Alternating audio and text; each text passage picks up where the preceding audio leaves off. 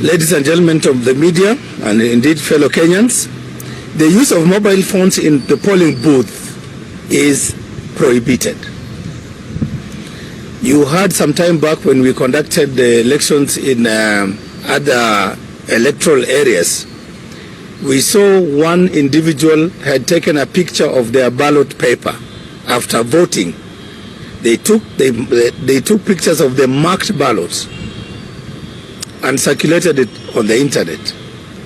We wish to remind Kenyans and indeed the voters of Olkalau that please do not take a picture of your ballot paper once you mark it, once you select the person you want to be your member of parliament.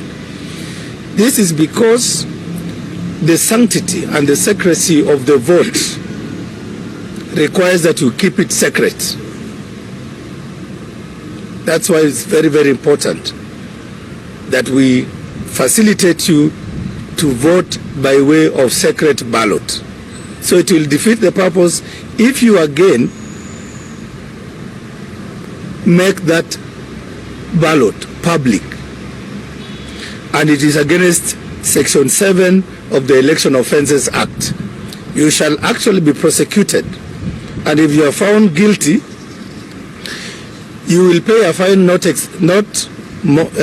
fine of up to 1 million Kenya shillings. So we need to tell Kenyans this matter is very serious.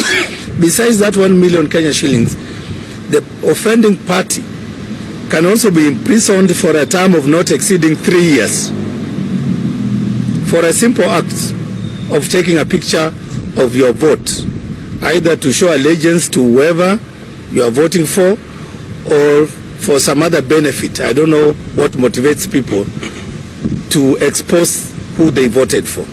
So that is discouraged, it is prohibited, it's against the law, and it has consequences.